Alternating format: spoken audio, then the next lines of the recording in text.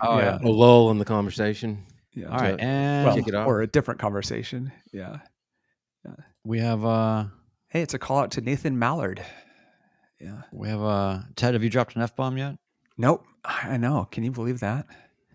We're 10 2 in a seconds in row. and I haven't done it. Yeah. Gosh, 2 in a row. That was a lot. Can you imagine doing this every night? Yeah. what was the guy? Ted, Hey, we were talking about this. He was out west, or I guess he was national, but I just remember listening to him on the radio. Tom, what was the guy on the radio out west that was like always talking about like aliens and stuff? Oh, geez. Art Bell. Art Bell. Coast to coast. Yeah. So Jim and Peter and others, we without much warning recorded a episode to release later. We confused ourselves. Yeah, and we decided to go live with it about the same time that we went live with it. So that's why there's talk about the recording yesterday. So yeah, nice. Don't ask how confusing it was behind the scenes.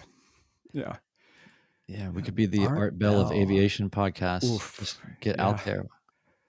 Yeah. Topics include crop circles. All we talk about, nobody talks about Area 50 or 52. Yeah. Now you have me wondering, is that really a thing? It's got to be, right? I got bigger fish to fry to worry about that type stuff. What'd you catch? Fish. Tonight seems this was Mr. Wendell. Yeah, it's a lot less dull tonight. Yeah. Oh, shots fired. Yeah. All right. You want to kick it off? Yeah. Hey, in the comments, did you notice the slightly quieter intro music? Oh yeah. Yeah. So I removed the other one even. We listened to your comments 8 months later. Yeah, exactly. Yeah. All right.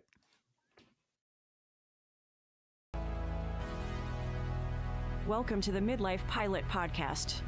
What is it like to become a pilot in midlife? The challenges are unique, but so are the rewards.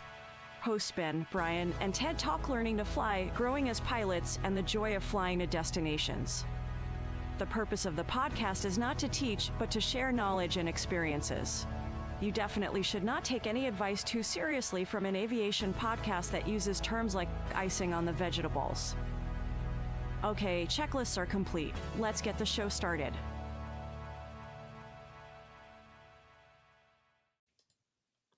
Hello and welcome to episode 98 of the Midlife Pilot Podcast.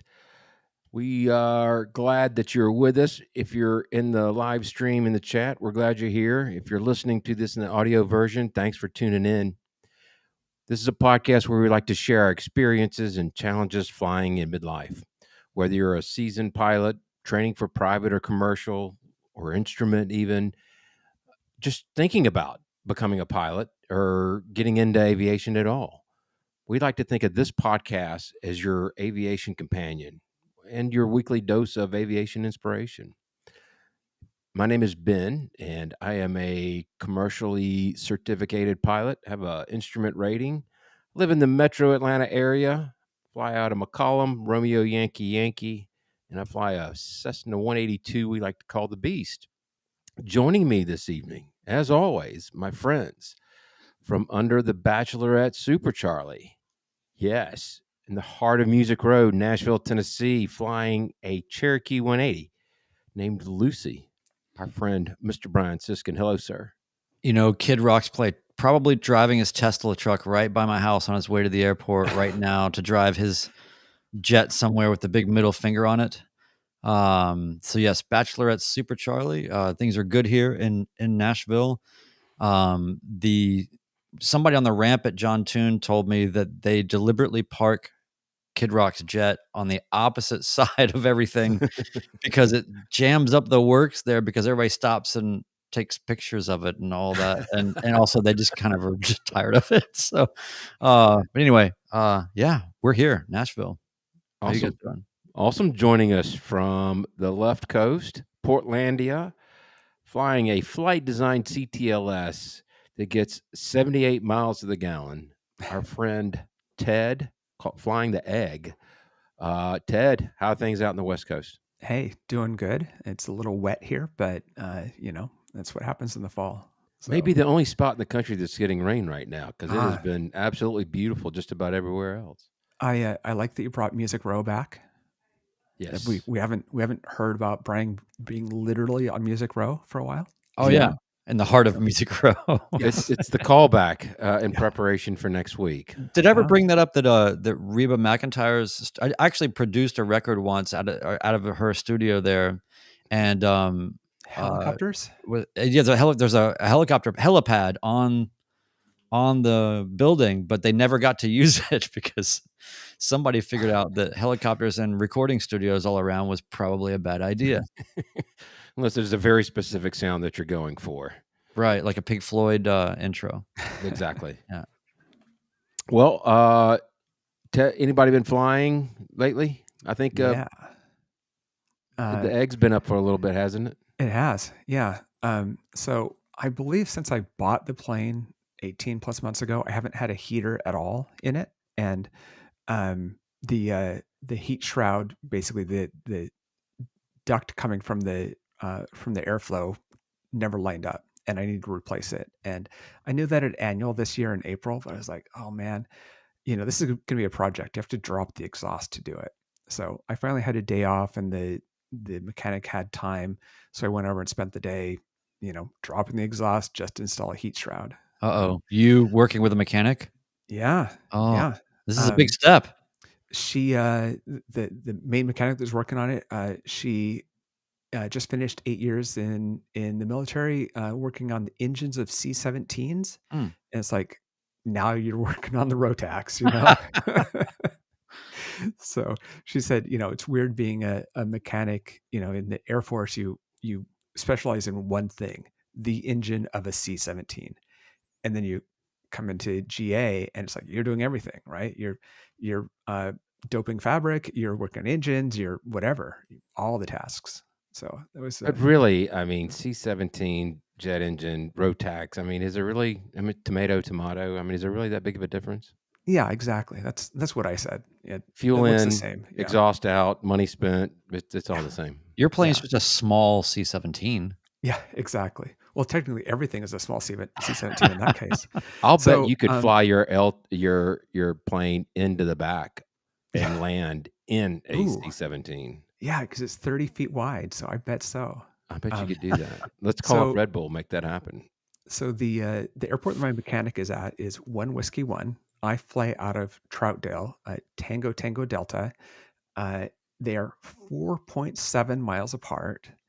Troutdale is a delta, so as soon as you leave the edge of the delta, you're landing. So you ask for a really quick frequency change, so you're not just appearing over the top of the airport. But I warmed the plane up, did the run up, flew over there, the 4.7 miles, got there and realized, you know what? I left the heater shroud back in the hangar. Oh. So I'd already shut down. So I had to start back up, go through my run up, fly back over, shut down, get it, start back up, do all that. So, but that whole thing took me, 34 minutes from the initial takeoff to the final landing. If I drove, because it involves a river and bridges, it would have taken 30 minutes. So not bad. It's still kind of washed, came out in the wash, but it was just kind of funny, so much for saving time on this. But yeah. How much did forgetting the heater shroud cost you? In gas, $1.35. Yeah, exactly. Yeah. Now I recorded it, but I can't remember. I think it's about a half gallon each time. So, very little. So $4.50. I stand correct. Yeah, exactly. Yeah. Saturday I went and did something that I've wanted to do the last 2 falls that I've had my ticket and have never done. I went and flew and found the Smiley Face Forest. So it's 300 feet wide. It's just in the middle of a hillside that they logged and replanted.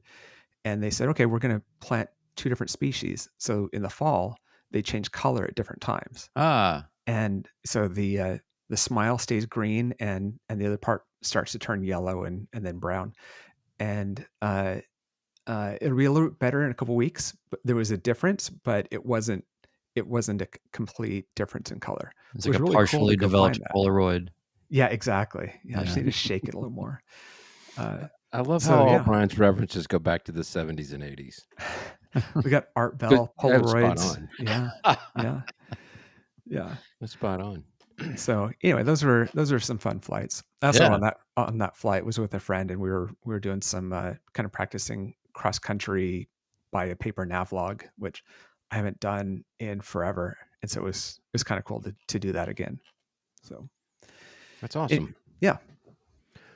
Well, tonight we're going to be talking about plateauing in training. But first, we wanted to remind everybody next week we are going to be celebrating our 100th episode on Monday, October 28th. We're going to be broadcasting live from 4 Golf 7, which is Fairmont Airport, which is in Fairmont, West Virginia. Base camp for the Midlife Pilot, the man, the myth, the legend, Mr. Chris Moran. And we'll also mark the first time all four of us really will be actually recording a podcast from the same room, as it were. Hangar would be a more apt description, but I'm getting really pumped up about it. Yeah. It's going to be cold. Yeah. I noticed that. Like for us Southerners, it's going to be really cold. I mean, for a lot of our listeners that are, up there in the Midwest, it's probably going to be still shorts weather for them. And I wonder if we're actually doing this in a hangar because of that. I think there might be some other structures that have. Good. Yeah, I don't know. There are other structures in that town. I thought it was just hangars. It's just hangars. Yeah. No, but it's gonna be cool. And then it'll be Animal House, like we talked about in the Airbnb. Yeah. And yeah, so it's I'm looking forward to it very much. And yeah, those who show up to share the moment with us, fantastic. Yeah. Otherwise, you will hear it, you will see it. We'll have a good video recording of it. There's a RSVP channel, and we'll use that for logistics in Discord. Got a handful of people kind of tagged everyone who said they were RSVPing. So show up there, let us know, or show up in the Discord and let us know that you'll be there. So yeah. Well, it's gonna be 100, and at the rate we're going this week, we might be to 200 in a couple of months. But all right, well, let me hit the housekeeping real quick, if you guys don't mind. Please do. We are grateful for you guys making this the best pilot community that we know of. It's a positive space where we share everything from training experiences, shared personal minimums. We tackle ownership challenges, review flight plans, and best of all, we make new aviation friends. Connect with us. You can join our Patreon community from $1 a month. That is 25 cents per episode. I keep trying to think of things that cost 25 cents each time I do this. In my head, still postage stamps are 25 cents or something, right? Or 19, or I don't know, something like, I don't know what they are now, but it's too much. You can access exclusive content and the Discord. 10% of our Patreon we donate to the Freedom Aviation Network's anti-human trafficking efforts. Please check them out, freedomaviationnetwork.org. If you're watching us live on YouTube right now, then you know how to do that. But otherwise, come find us. We're usually here on Mondays, 8 p.m. Eastern. Share your stories with us. Midlife Pilot Podcast at gmail.com. We read every message, and you might even hear yourself on the show. So for everything Midlife Pilot Podcast, community, feedback, merch, our dad hats, all of that stuff, just go to midlifepilotpodcast.com. Awesome. Thank you. I think the only thing I can think of, it's 25 cents, probably with inflation, is probably one of those single wrapped bubblegum things that you used to get in the dime stores. That's with the about comics? Oh yeah. No, just the bubblegum. Oh, I was thinking, Double Bubble. Was that Double the name Bubble. of the comic one? But there were no, these were just single wrapped. I don't know what they were called, but yeah. We got some new Patreon supporters this week. Ted, do you want to? Yeah. So at the Landomatic level, we have Chase H, and at the Hershey Bar level, we have Tomas K. And nice to see Thank you very people much, rolling guys. in. We appreciate that. And speaking of Discord, 3 things that I noticed this week that were being talked about. How and where do you do run-ups when you're at an unknown airport? How do you carry your medical? And we had a member tell us that about their equipment failure during a 6-hour cross country, and that just happened. I think they told that today. So, yeah, it's nice. There's enough people going on, on Discord that we get to hear stories that are coming up, and kind of everybody's learning and everybody's cool cross countries.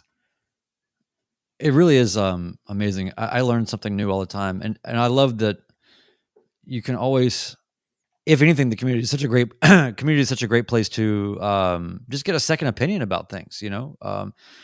There's somebody flying probably what you're flying and has a different look about plane ownership things or anything about training. A lot of good training conversations, and I learn stuff pretty much every day. So Yeah. I'm so glad. It's like, always make sure you're around people that are smarter than you. You know what I mean? That's kind of easy for me. Right? Desperately easy. So, all right. Well, I would like to set up our main topic for the night, and I'm really excited about this one because there's some things that we talk about on the show, I think, where it's common for some people, or it's this is such a universal thing, and I think everybody will have something good to say and interesting to say about this. But we are talking about learning plateaus in flight training, and then if we all agree that it's all just a license to learn, then you're going to have more than one plateau, right? You're going to have next level plateaus after you've had moments of a lot of growth. And so, it just kind of got me thinking about this. We're not CFIs, and I know that CFIs study these things and work around these things, but we're doing this from a midlife pilot point of view. A learning plateau, by definition, is when progress seems to pause despite practice. Would you guys agree? Yeah, without a doubt.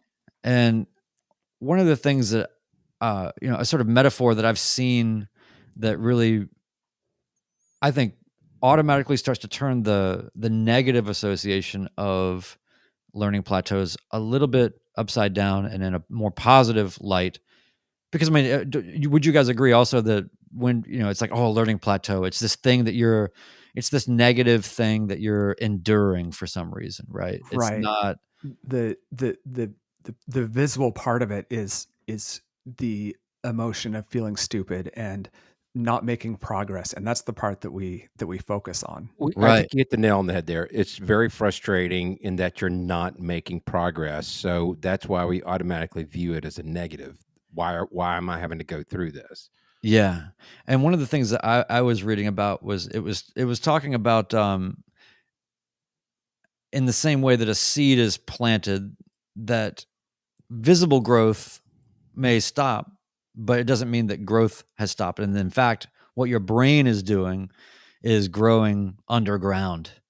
And there's actually a massive amount of growth that's happening that is about to give bloom to a whole new set of things. So it's a normal part of learning. It's not a failure.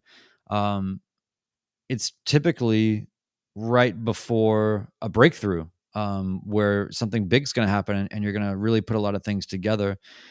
And I think that we all usually experience it in our learning plateaus when we're not just doing obviously in flying, you're never doing just one thing. You don't just have like today you're just going to hold the throttle or something you're always doing more than one thing. But when you start to get the combinations of tasks, and adding radio and navigation and other things, that can start to reorganize your brain. So I think what's most fascinating to me about it, though, ultimately is kind of the brain science, the neuroscience and the plasticity and those pieces. And while we're not smart enough really to figure those things out, we do know that sleep has a massive role in this. And I think, Ted, you were saying Yeah. that you had a story around the notion of sleep and plateaus and getting unstuck. I've always been aware of this this concept that you progress by sleeping after learning a task, but I'd never really looked into it too deeply. I noticed it when I was training people how to ride motorcycles, that they'd come back the second day and be fantastic, relatively speaking. I never thought I really got much better at flying, but I guess I kind of did. But I looked up some of the research on it, and I'll put a link to this one that I especially liked. But basically, they were experimenting, and they were teaching people a new task. They'd teach some people in the morning. They'd have all day, see how they did 12 hours later where they've been awake. They'd sleep, see how they did in the morning again. In another group, they'd do the task. They'd go to sleep. They'd test them again as soon as they wake up from the sleep. And it didn't matter how long somebody was awake after learning the task, they didn't improve. All of the training took place, or all of the learning took place overnight. And they even did like how many hours or does it need and that type of thing. But I love that because you can really set that up. It's not the amount of time that's passed. It is actually the sleep. So maybe that's to say, like, also you can't just will your way through it by just fortitude, right? You have to allow the process to can't power through it. Yeah. You can't just like, Right, But well, and the whole thing too is that I kind of what I'm hearing is it's almost like a fragmented hard drive, and it's like all of the pieces are there, but you need defragmentation time for those where those data pieces sort of sit to get kind of lined up, I think that may date as well, but I remember watching the graphic of that where it was like moving things. It was and it's like the brick game Breakout. It reminded me of that. right. But But it does feel like when you're pushing through, taking a break, and we'll talk about the different stages of learning here in a second. But I have recently got back on Facebook, and I can't tell how many times in that Facebook group, Student Pilots Over 50, I feel like 1/3 of the comments are about people, or maybe even more, about people hitting plateaus. Yeah. And, having gone through my private, I guess that was 7 years ago, it's easy for me to look back on it. And we're not CFIs, we're not instructors, but through information that we've all been looking up, there's a conscious stage, there's a plateau phase, and it's a mastery stage. As you mentioned earlier, Brian, you're going to hit that plateau. It maybe there's a 1 in 1,000 that don't, but hitting it is natural. And quite frankly, it almost should be congratulated, because your brain is working in such a way that it's putting those pieces together. And then there's going to be a breakthrough. And once you get to that breakthrough, that mastery stage, then things really start to click. And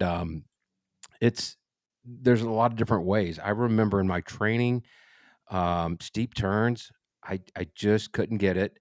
And then finally, our chief instructor got a towel and he taped it over my dash to force me to look outside. And I broke through, and that changed a lot of different aspects about my training. I spent a lot more time with eyes outside than I did inside. I thought you were going to say that he just tightened it up real tight and then put it around my neck. Put it around your head. Yeah. He probably wanted to very, very badly, or pop me with it, whatever. But and once you get through that, once you break through, and I remember responding to people in that Facebook group, you might have to take a break, go get a good night's rest, take a breather, whatever. But you're going to get through it, and once you do, you're going to come out stronger on the other end. I don't know about you, but my instinct when that's happening to me is to try to power through it. It's okay, having trouble landing, I'm going to try a lot harder, right? And it's like, I know that that's counterproductive, but that's just what my brain wants to do. I think that's human nature. I think that's what we want to do, especially in flight training, we're a bunch of type A people. We think we can just, and especially as midlifers, we think we can just push through and get it done, but it's never quite that simple. Yeah. Yeah, it's not a TPS report. Brian, did you have any plateaus that you remember? Pretty much my entire life is one contiguous plateau. When I was born, my mother had one of those baby books, that you kind of, it was sort of pre-filled out with things that you should populate, who Right. came to visit you when you were, whatever, all the things about your, What was the first solid food? What's Yeah. their first hair? Yeah. but even like this is, but it starts off like The at the zero. beginning, right? Yeah. So Yeah. it starts off at my first hour, and I didn't know you were logging your life. Yeah, oh yeah, I was logging. You got a Hobbs on your body. Yeah. Yeah. So I was about 14, and I was going through the bookshelf in the house, and I saw this book, and I pulled it out, and that's really the age. I don't know if Ben, your kids were like this, but it seemed like that's the age where kids start to kind of become interested in, I don't know, their origins or something. They start to reflect back a little bit and think, maybe, I don't know, I want to know more about, I don't know, what was it like to have me as I don't know, whatever. And so I pull this thing out, and I go to the first. I've got a picture of this. I will send it to you. This is not a lie. I go to the first page. It says, describe in one word what you think of your new baby, and then you write in like boy. And then there's one line, and my mom wrote ugly. Oh, the start of your life. Yeah. I just thought, why didn't you learn how to lie already? That's the most important parenting skill, as far as I understand it to be. Ben, you can vouch for this, but it's like, you're supposed to say you were the best, tree in the school play or whatever. Yeah. So I just want you to know that it could have been worse. It could have been written worse. in your baby book that this child came out holding the pill in his hand. Yeah. The pill. I was waiting for yeah. Yeah. Oh I yeah. like it. So I did, that's how things started, and then later on I had a lot of trouble learning how to land in my late 40s. Ugly, learn how to land. It was it's just a progression from that. Yeah, just like my CFI had a book. It said, describe in one word Brian's landing. And it's the same thing. Yes. Ted, did you have any memorable plateaus? I think everybody does, or most people do, have that with landings, and I certainly did. That I've said on the podcast before, it's what got me into aviation YouTube, which is what got me to find OG Chris and to find Brian, was how do I land? I need to see people showing training videos just for that sight picture. And that was so frustrating.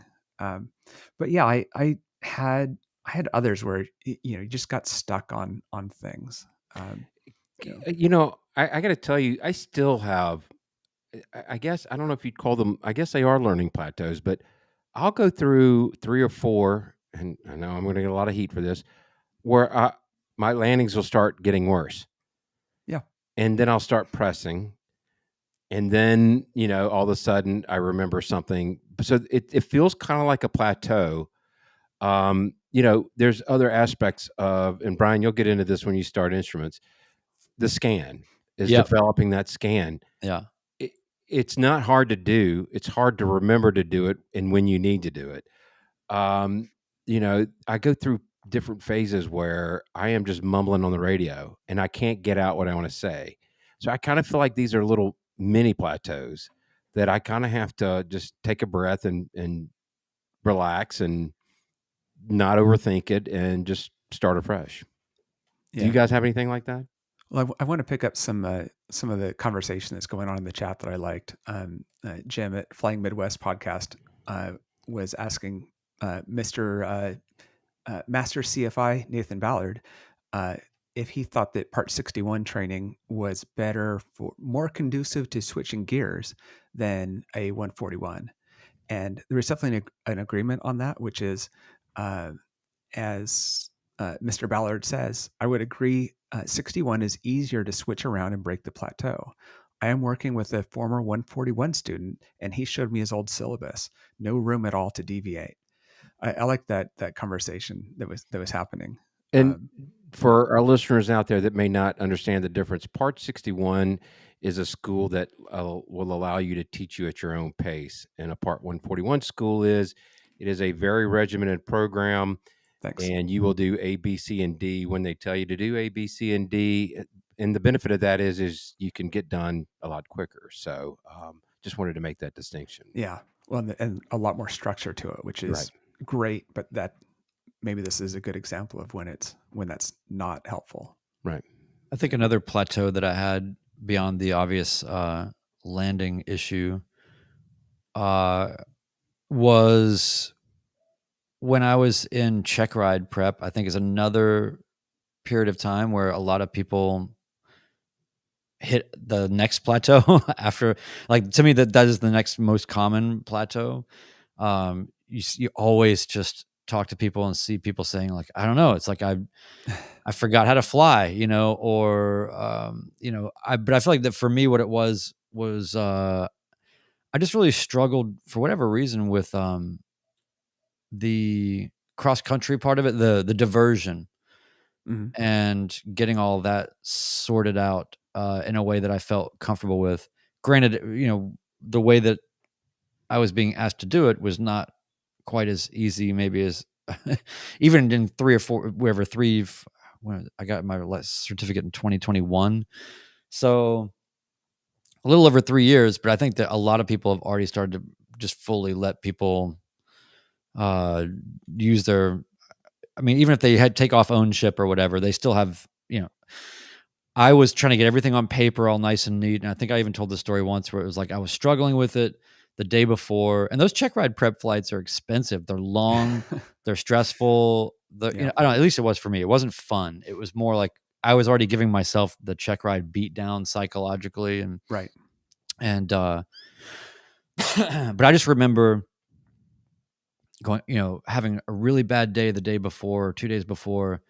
And I just thought, that is never happening again. I'm going to prep myself fully out of this. And this is like the will your way through it, which really, it ends up being kind of a forest for the trees thing. But still, like, you've got, like, I don't know, I made a wind card, and I don't know, I did all these things to, really be able to figure out how to get turned towards where I'm supposed to go and be able to make those calculations quickly and be certain about it. And I'll never forget that I was like, okay, I'm having trouble with this. I'm so frustrated. My instructor, I think, was frustrated with me.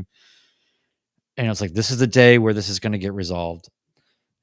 Take off in a 172. As soon as I rotate and trim the plane out for VY, all the rainwater comes out of the vents, and just, it was like somebody poured a bucket on my head, and all of my papers, everything was a wash. Like, all the papers were coming apart. Literally a wash. Yeah. It wasn't like I got a little soaked. I got completely drenched, and everything that I had was gone. So that was a moment perhaps that I needed to just go, okay, well, I'm just gonna, all right. So anyway, but I do think that the check ride prep period is definitely another area of plateau, and that is where you're starting to get a little fatigued by the whole process. You're starting to feel the pressure of the money and the time, and you just starting to get anxious. You just want to get it done. And I feel like more than 50% of people that it seems that I've ever talked to have said those are some of the worst flights that I've ever had. That kind of thing. Yeah. And kind of circling back to trying to break through, which is,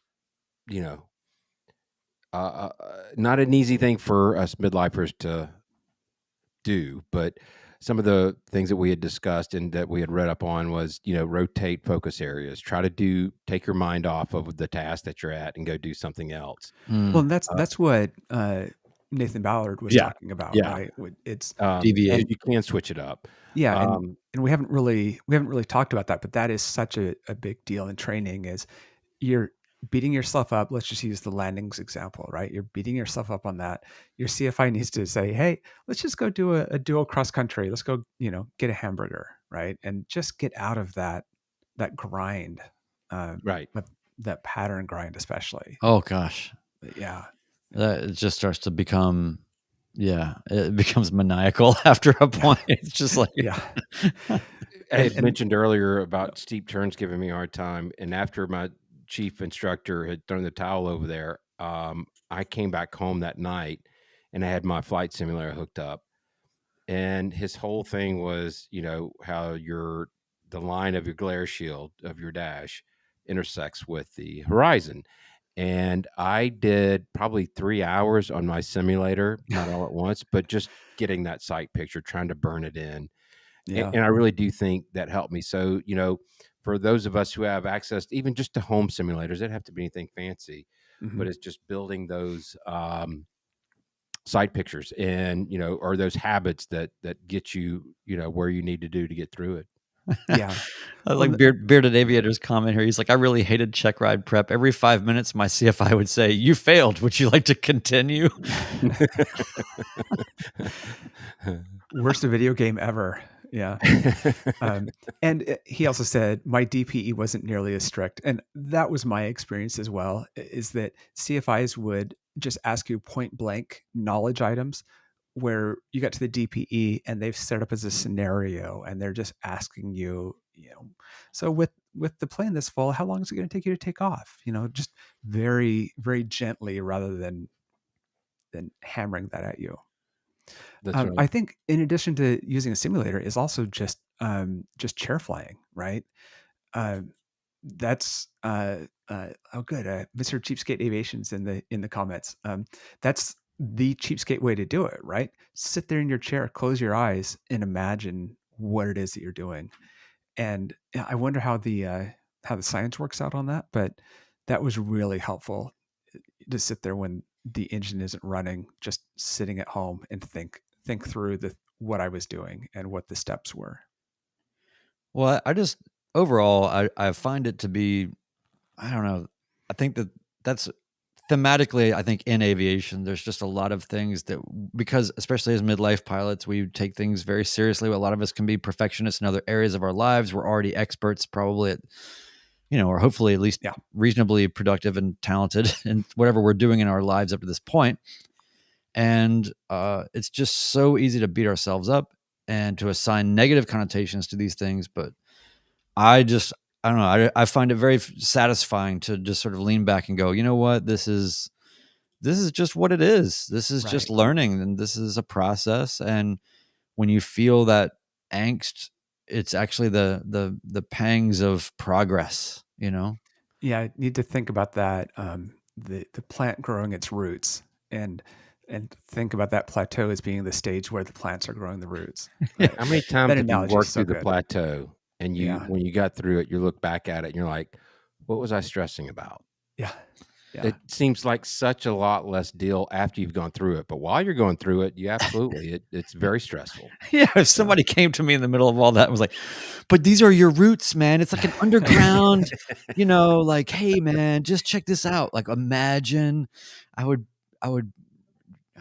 not love the plateau, live the plateau, be the plateau.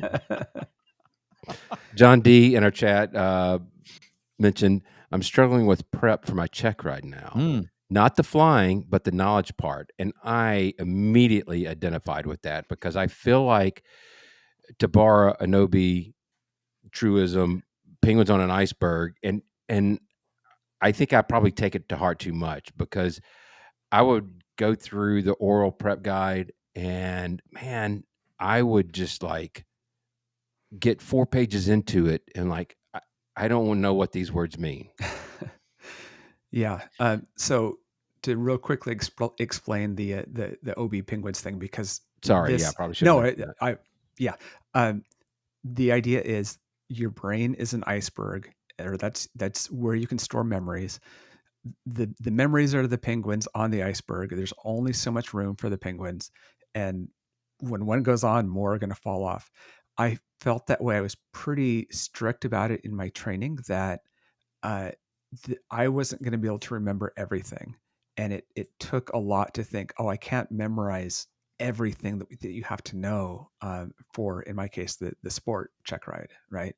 That there's things you need to know, but not everything.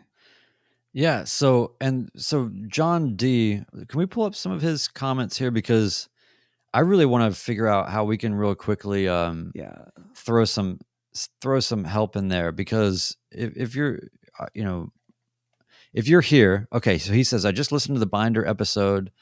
I will be going to the link with the binder resources. Okay, so that's great.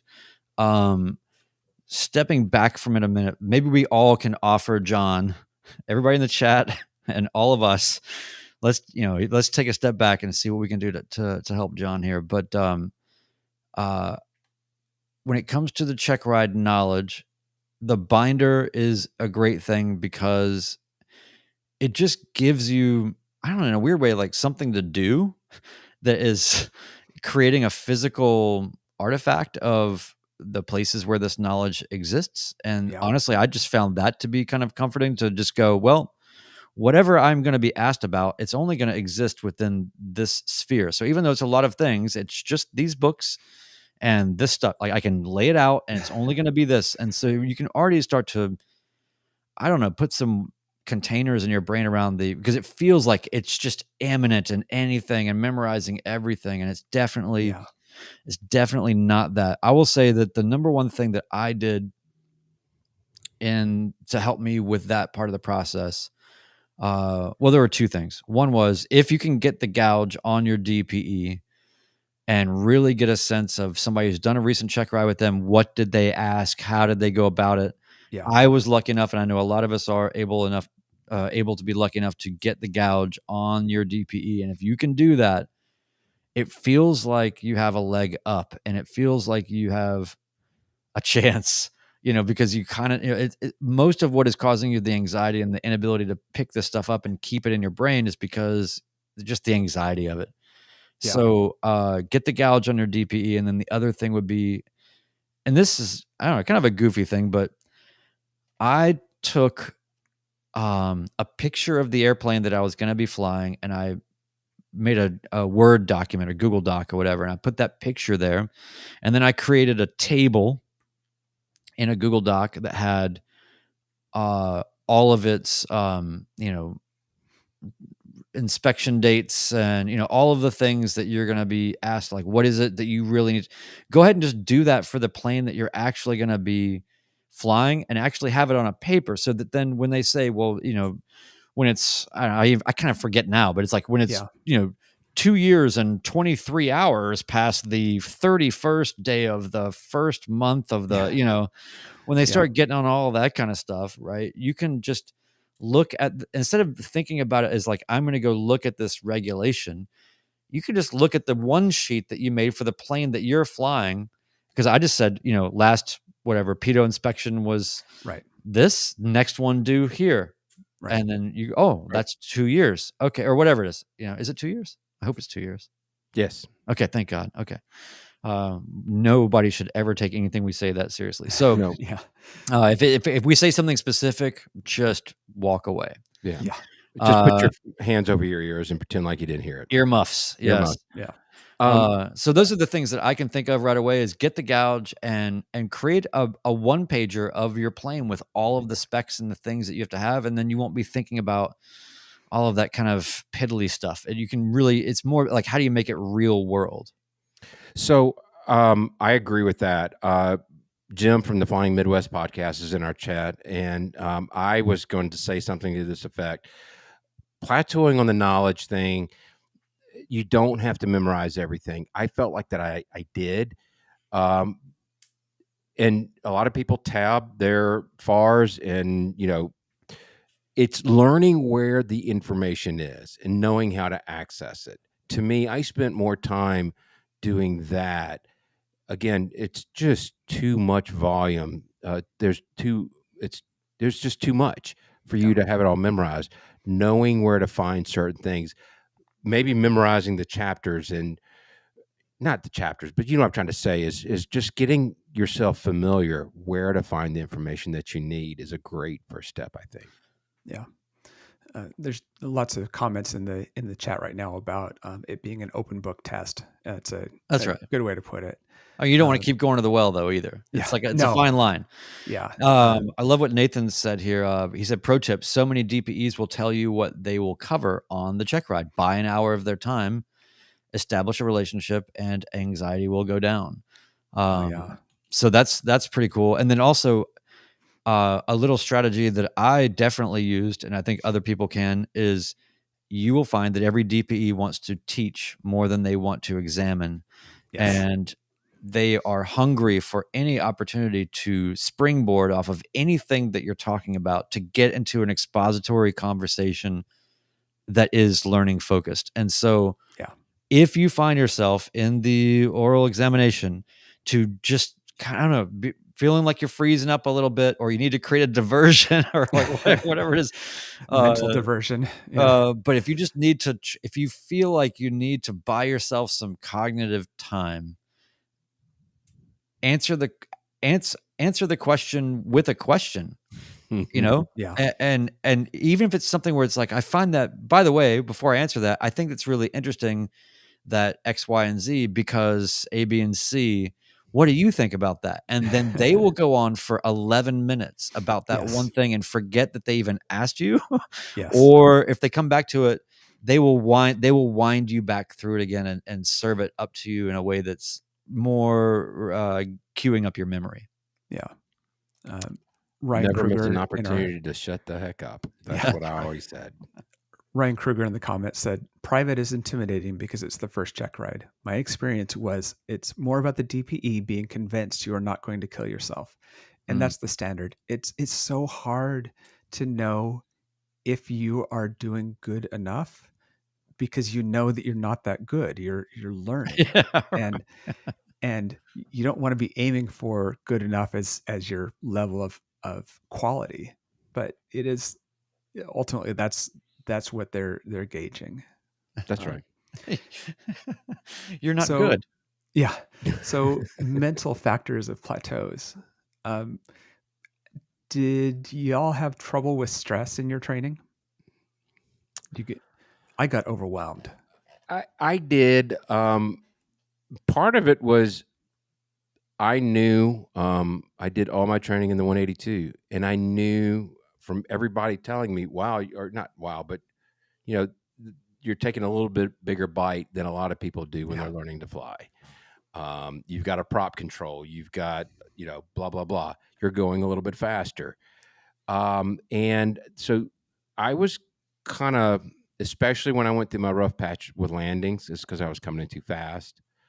And I was scared that if I got below 70 or even 75, that the plane was just going to drop out of the sky, and I couldn't get that out of my head. And it really, I got to the point where I was so stressed and I almost didn't want to continue because I felt like I bit off more than I could chew. And it was one day my instructor showed me, I called it, it's called dragging the runway. We went to a different airport and we just flew down the 6,000 foot runway to go as slow as we can without touching the ground, but getting as close to it as you can. So staying in ground effect. And we were going like 65 miles an hour on the indicator. And in your 182, you could go a lot slower than that. I can, but it was to show me that it's okay to slow down much further than that. And then it just kind of clicked. And then after that point, everything else just kind of fell into place. But the stress level was very, very high for me at that point in time.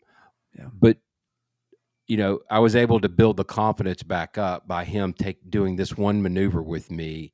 We probably dragged the runway 15 times, just going, we get to the end and we power up and take back off and just do it over and over and over again, just to see how fast or slow we could go. Yeah. And that was really kind of a breakthrough moment for me. Man, when I did tail wheel with Mr. Ben Lehman, we were doing that, and he just wanted me so much to just focus on rudder and aileron that he actually managed the power, which was really weird. Yeah. Because we're kind of ballooning a little bit here and there and all this stuff. I'm just, trying to focus on the rudder. That's such a great exercise. Ultimately, the fear thing is always about exposure, and the stress, I think, comes from some of the fear. But I think also for me, it was largely financial, strictly. I mean, honestly, I just was, the further you go, you have a really hard time learning how to land. And then you're like, every time I do this, then you get the invoice and it's just physical pain. You start to just equate, I have to, every time I'm too lame to get this right, or every time I can't pass this stage or whatever it is, I'm just getting just financially punished for it after a certain point. It's just another financial lashing. And then by the time I got to, it was nice after learning how to land, then you get the really high sort of transformational thing of first, cross country solos and getting out, starting to realize what this is all about and why you even did this. Yeah. But then you run into the check ride prep. And then, like I said, those are 1.5 hour flights often. And with an instructor and all the things, and you're already at the end of this long road of, and then you're feeling the anxiety of, I've got to keep this up. I'm sort of at max. This is as good as I can be right now, because I kind of lathered myself up into this place. And so that was the thing that got me, was the feeling that I kind of built this sort of crescendo of financial lashings and wins and all these things, and I'm running out of steam. It really came down for me to, like, if I don't get this in the next few flights, I might have to just put this down until I can re-up, whatever I'm pulling from to make this happen. And so that caused me an intense amount of stress. Yeah. Which is not something you need to add on to the stress of learning how to fly to begin with. Yeah. Hurry up. Yeah. I remember just having trouble taking on all the different tasks. The first time that the CFI says, okay, now you're going to control the rudders on your landing. You're like, wow, there's way too many things going on now. And then pretty soon you're taking over the radio, and you're trying to remember what that call is, turning left base 02 or left final, of course. And you're so worried about that you forget about flying. Right. You just can't handle it. Right. And getting that feeling of, there are so many things going on. There's no way I can keep up with all of this. And I know I'm not doing everything either. And so that was a kind of a plateau, was how many plates can you spin? So I remember that being a problem. I wanted to hit one more comment from John D. I've got one up on the screen, but the one he said before this was, Ben, I so understand that stress you mentioned. I wondered if I would be able to continue when I got scared for no reason after doing a solo by myself to another training airport. And then he followed up, and this is the real point that I wanted to make. I had to force myself to keep doing it because it wasn't really rational. I was all in my head for a bit. Yeah. And I think that really encapsulates a lot of what happens to us. We get inside our own heads. Yeah. And if we can take a step back and recognize that, that's a great way, I think, to push through some of these plateaus that we experience. Yeah. Yeah. It's so hard to learn and to gauge if you're doing all right. And we've talked about it a lot, but we're not used to failure. We're used to mastering what it is we do, because we've kind of given up everything else that we're not good at in life. Right. And so then you take this on, and all of a sudden it's like, oh yeah, that's right. I remember having to learn things and being terrible at them. Yeah.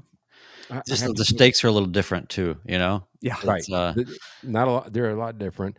I have to put one more comment up here because it's maybe my favorite. Bearded Aviator. Drug addiction is cheaper than flight training. That for sure. There's been a lot of discussions about how much DPs are charging now these days, and I thought that was spot on. So they're kind of like the dealers. They are. Yeah, exactly. Yeah. They are. I remember when I didn't really know a lot of things, I guess, but once I even found out that was okay, you go to a DPE to do a check ride. Okay, well, and then you got to pay for that, because I was trying to figure out what stuff might cost.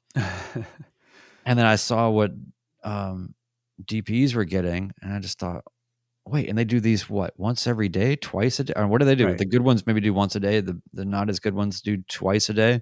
Yeah. And so I remember just looking it up. Like, well, why don't I just do that? That seems like a sweet gig, right? Yeah. And then you look at what it takes to become a DP, and it's a lot. Yeah. It's not easy. Yeah. Nope. Um, Very well, I cool. yeah. Anything else that you feel like we need to cover on this topic? No. I we think did, just a good way to underline it is don't expect perfection, right? This is a process. Sometimes you're going to be making forward progress. Sometimes you're going to stay the same. Sometimes you're going to go backward, like we do on our landings.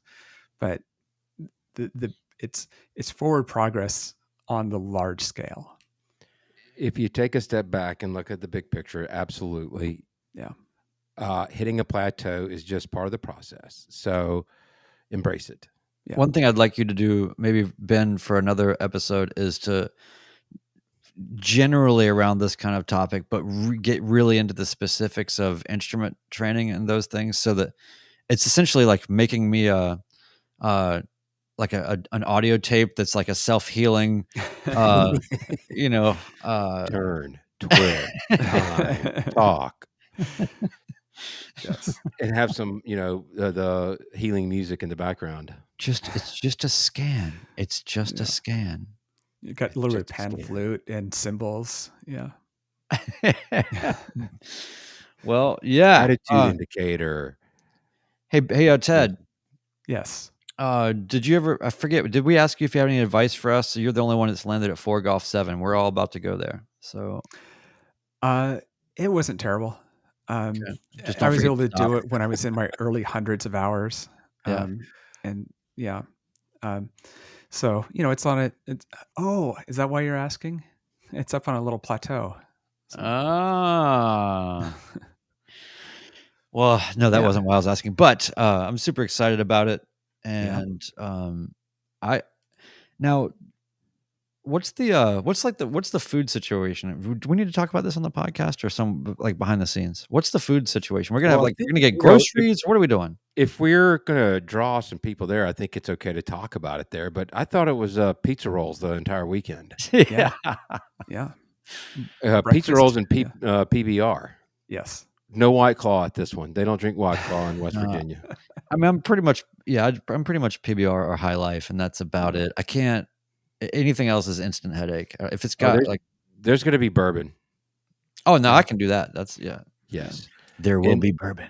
And as I understand it, our friend Luke will be joining us. Finally, somebody else that talks normal. That'd be great. Yeah, no, that's gonna be exciting. And by the way, Ben, you were saying, hey, if you're gonna go pick up Luke or whatever, then we can fly formation up. And it occurred to me that is the dumbest idea ever, unless you want to be like flaps 40 the whole time. We could fly loose formation. I need to build some time. I'm eventually going to need to get to 1,500 hours. So. And is there a way I can actually get CTLS type gas mileage if I pull way back. Is there a way that you could? There should be some way to make my airplane the waypoint that then the autopilot goes and just flies circles around as it's going. What about doing some tow plane work? Yeah, does autopilot have an orbit mode? It should have like an orbit mode. The problem with the tow plane is that spinny thing on the front. Oh, well, if it's running, yeah, I guess. Well, yeah. So next Monday we'll be at 4 Golf 7 in West Virginia, doing the 100th episode.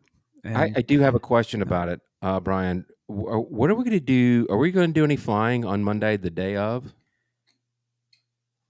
I think that's probably a good idea because then that'll keep us from getting into the bourbon too early. Yeah. But Tangier is a pretty good. I was thinking we could run up to Tangier, but that's a pretty good jump. That's a haul. That's a haul. This is great because we don't have plans, right? We're going to figure it out as we go. All right. I like that. Yeah. Maybe we can have what if we did just wait a minute. What if we did just the ultimate short field landing competition? start gearing up for a stall competition. Is that what you're saying? Yeah, but the thing is that Ben, if any of us beat you, then it's over. I mean, it's over for you. There should be a some type of wager placed upon this. I'm game. Listen, I'm ready. Ted will, Ted is going to be what, in a 737? Well, you forget his nickname. It's timestamp. So I'm sure he'll come up with a way to make this all official. God, I wish that you could fly a 150, Ted. Or a 140. Yeah. Yeah. It's just like, come on, Yeah. What's wrong with?